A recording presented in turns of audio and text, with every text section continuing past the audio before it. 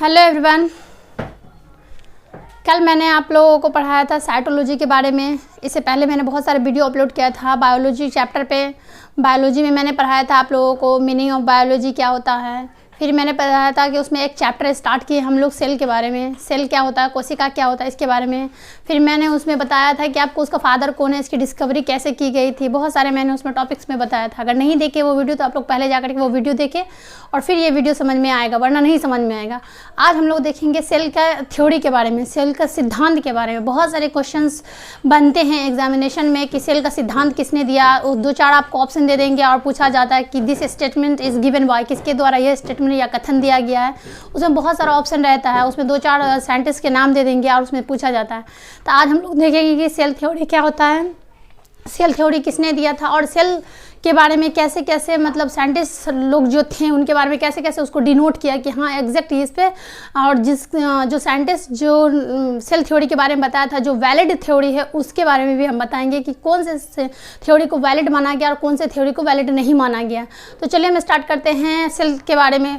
मैंने थोड़ा सा बताया था कि सेल क्या होता है, सेल के फादर कौन होते हैं, उसकी डिस्कवरी कैसे की गई थी। मैंने ये सब के बारे में वीडियो अपलोड कर दिया, अगर नहीं देखे तो आप लोग जाकर देखिए। अब स्टार्ट करेंगे सेल थ्योरी के बारे में। क्या स्टार्ट करेंगे हम?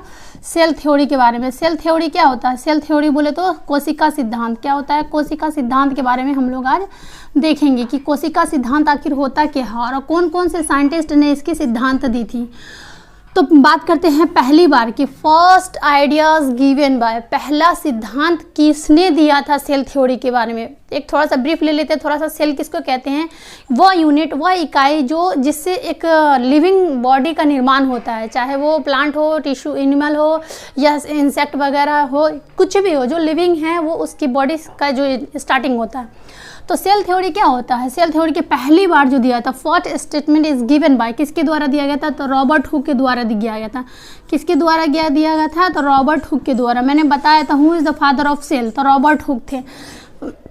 सेल की डिस्कवरी पहली बार किसने की थी? तो रॉबर्ट हुक ने जी की थी। कब की थी? 1665 में की गई थी। किसमें? तो कॉट टिश्यू में किया गया था, छाल में किया गया, इसकी खोज की गई थी।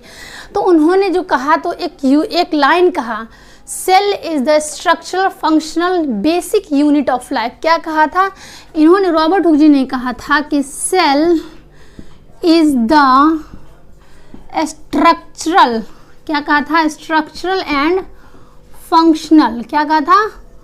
Functional unit, functional basic unit of life. क्या कहा था? Functional basic unit of life. इन्होंने एक लाइन कही थी कि cell is the structural functional basic unit of life. इसको हिंदी में कहा गया था कि सेल एक संरचनात्मक और कार्यात्मक है। क्या है? संरचनात्मक और कार्यात्मक है। क्या है? और कार्यात्मक है। कार्यात्मक का मतलब क्या होता है? कार्यात्मक का देखिए, कार्यात्मक का मतलब होता है काम करने वाला। संरचनात्मक का मतलब होता है उसकी ढांचा, उसकी आकार, उसका शेप। तो सेल एक ऐसी यूनिट है, एक ऐसा बेस है, एक ऐसी आधार है जिससे वो क्या करता है, पहले तो अपना आकार बनाता है, ढांचा बनाता है, फिर उससे क्या किया जाता है, काम किया जाता है। जैसे मैंने बताया था कि एक सेल है, बहुत सारे सेल मिलकर के क्या बनाते हैं? टिश्यू बनाते हैं। टिश्यू बोले तो उत्तक बनाते हैं। बहुत सारे उत्तक मिल जाते हैं आपस में, ग्रुप ऑफ टिश्यू, तो क्या बना लेता है? ये अंग बना लेता है। अंग बोले तो ऑर्गन बना लेते हैं।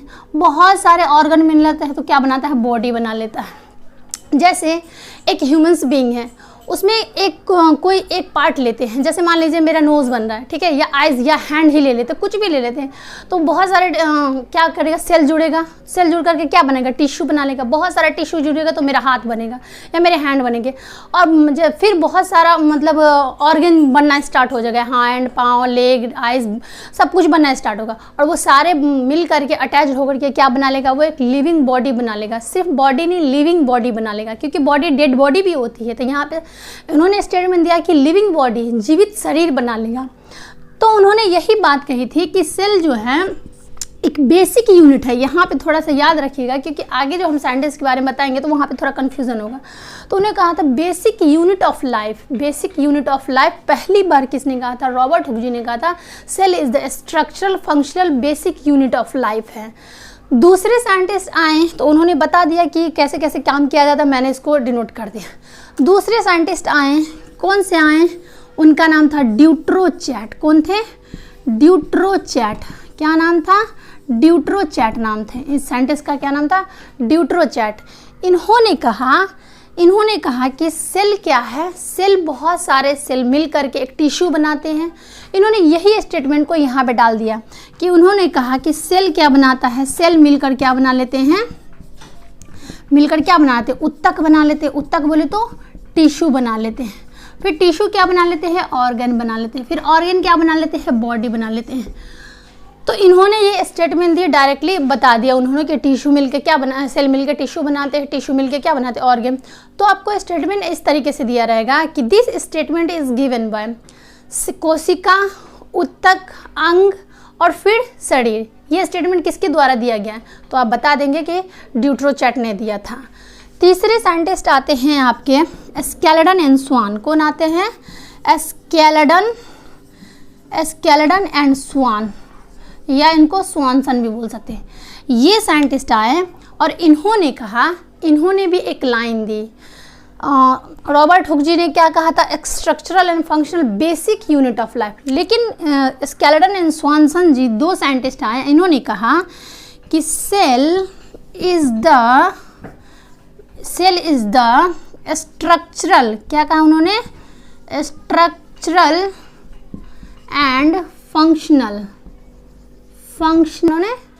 Structural and functional unit of life कहा था। उन्होंने एक लाइन लिखी थी कि यूनिट ऑफ लाइफ या यूनिट ऑफ लिविंग।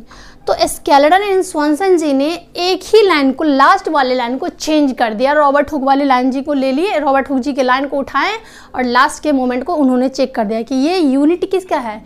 लाइफ का है। एक यूनिट है, बहुत सारे यूनिट मिलकर क्या बना लेता है? कोशिका का मिलते हैं, मिलने के बाद क्या बनाते हैं? उत्तक बनाते, टिश्यू बनाते, फिर टिश्यू से ऑर्गन, ऑर्गन से बॉडी। तो उन्होंने कहा कि बेसिक यूनिट ऑफ लाइफ को छोड़ करके सीधा उन्होंने कहा यूनिट ऑफ लाइफ। किसने कहा था? स्केलेटन एंड स्वानसन जी ने ये नाम रखा। और ये स्केलेटन एंड स्वानसन जी की बात को क्या कर दी गई? वैलिड कर दी गई। मतलब इनकी थ्योरी को क्या किया गया? मान्यता दी गई कि हाँ, इन्होंने जो कहा वो सच कहा है। तो ये था आपको 3 साइंटिस्ट। एक साइंटिस्ट और हैं जिनका मैं नाम यहाँ पे लिख देती हूँ। एक साइंटिस्ट और है 4th नंबर पे, उनका नाम है रुडोल्फ। क्या नाम है? Rudolf Virchow. क्या नाम है? Rudolf Virchow. ये साइंटिस्ट ने क्या कहा? एक नई बात कही। इन सारे साइंटिस्ट के बातों को साइड में रखें और इन्होंने अपनी एक नई बात निकाली। जो उन्होंने क्या कहा मैं बताती हूँ आपको अभी। रुडोल्फ विर्चो जी आए और कहा कि आप लोग साइड हों और मैं अपनी टॉपिक को रखता हूँ। तो 4th नंबर पे क्या कौन आए? रुडोल्फ आए। कौन आए? रुडोल्फ आए। रुडोल्फ विर्चो कौन है? तो ये भी कौन थे? ये साइंटिस्ट थे। कौन थे ये? साइंटिस्ट थे। तो इन्होंने कहा, एक लाइन कहा, इन्होंने कहा ओमनी सेलुला एसेलुला। क्या कहा? ओमनी सेलुला एसेलुला। इन्होंने इंग्लिश में एक स्टेटमेंट दी, ओमनी सेलुला एसेलुला। अब ये ओमनी सेलुला एसेलुला क्या होता है? तो ओमनी सेलुला एसेलुला का मतलब होता है, ओमनी का मतलब होता है पुराना। क्या होता है? पुराना। सेलुला का याद करिए, मैंने सेलुला वर्ड बताया था कि सेलुला का मतलब क्या होता है? सेल होता है। ए होता है, ये प्रीपोजिशन टू होता है और इसका भी मतलब क्या होता है? सेल होता है। तो देखिए, तो पुराने सेल से सेल बनता है। इसका हिंदी अगर हम तोड़ते हैं तो बता रहा कि पुराने सेल से सेल्स बनते हैं। तो उनके कहने का मतलब हुआ कि ये ओल्ड सेल है, ये डिवाइड करता है अपने आप में, 2-4 सेल बनाता है। सेल डिवाइड करेगा तभी तो टिश्यू बनेगा ना। यहाँ जो बहुत सारे सेल मिल रहे हैं तो आपस में डिवाइड करेगा, डिवीज़न करेगा, विभाजन करेगा। विभाजन करने के बाद क्या बनाता है? बहुत सारे सेल बनता है। तो उन्होंने कहा था कि ये पुरानी सेल है और पुरानी सेल को साइंस की लैंग्वेज में पेरेंट सेल कहा जाता है। पेरेंट सेल बोले तो मातृ कोशिका या पितृ कोशिका कहा जाता है। और नया सेल जो बनता है, जो न्यूली बॉर्न होता है, उसी को कहा जाता है डॉटर सेल। अब एक बार एक स्टूडेंट ने हमसे पूछा था कि मैम डॉटर सेल तो होता है, क्या सन सेल भी होता है? नहीं, साइंस की लैंग्वेज में ऐसी कोई बात नहीं है। उन्होंने इसको नाम रख दिया डॉटर सेल, क्योंकि यहाँ से सेल डिवीज़न हो रहा है, इसीलिए उन्होंने कहा डॉटर सेल। तो ये था आपको पुराने सेल से नए सेल करना, और इस प्रोसेस को कहा जाता है सेल डिवीजन। एक सेल अपने आप को डिवाइड करके 2-4 सेल बनाते हैं, उस प्रोसेस को कहा जाता है या उस विधि को कहा जाता है सेल डिवीजन या कोशिका विभाजन। तो ये 4 साइंटिस्ट आए और सेल थ्योरी दिए। इसमें से बहुत सारे क्वेश्चन बनते हैं, बहुत बार क्वेश्चन पूछे गए हैं कि these statement are given by, ये जो कथन दिए गए हैं वो किसके द्वारा दिए गए। उसमें से 2-4 ऑप्शन रहता है कि सेल से उत्तक बनता है, उत्तक से अंग बनते हैं, अंग से बॉडी बनते हैं, ये किसके द्वारा दिया गया। या पूछा जाता है आपसे कि cell is the basic unit of life, किसने कहा था।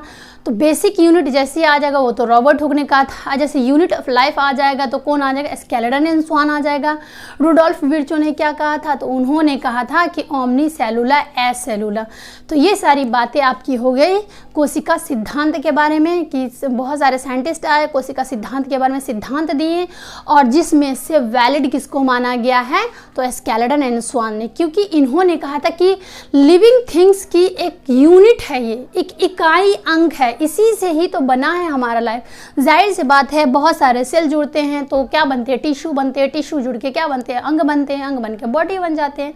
तो उनकी बात को क्या किया गया? वैलिड दिया गया और मान्यता मिल गई, और उनके सिद्धांत को क्या किया गया? आगे रखा गया। तो ये था आपके बारे में सेल थ्योरी के बारे में। What is the meaning of cell theory, cell theory क्या होते हैं, कोशिका सिद्धांत क्या होते हैं, मैंने पूरा वीडियो में आपको बता दिया है। अगर आपने इससे पहले का वीडियो नहीं देखे हैं, कोशिका की डिस्कवरी कैसे की गई है, कोशिका के फादर कौन कौन से बने हैं, चाहे वो इंडियन हो, मॉडर्न हो, या फादर ऑफ सेल हो, इसके बारे में मैंने बताया। और आज मैंने बताया है सिद्धांत के बारे में। नेक्स्ट वीडियो में हम लोग बात करेंगे इसके ऑर्गेनल के बारे में, पार्ट ऑफ सेल के बारे में, कि सेल के अंदर जो पार्ट सब होते हैं वो कौन कौन से होते हैं और उसके फंक्शनल क्या होते हैं। अब यहाँ से आपका स्टार्ट होगा मेन टॉपिक। अभी तो थोड़ा बहुत इंट्रो चल रहा था, अब स्टार्ट होगा कि उसके अंदर जो सेल होते हैं वो कौन कौन से काम करते हैं, और हमारा जो सेल होता है वो किस तरीके से एक्टिव होते हैं हमारे बॉडी में और वो अपना काम करते हैं। तो ये था पूरा का पूरा सेल के बारे में। Thank you so much. अगर पसंद आए मेरा वीडियो तो लाइक करिए, शेयर करिए एंड सब्सक्राइब करना ना भूलें। Thank you.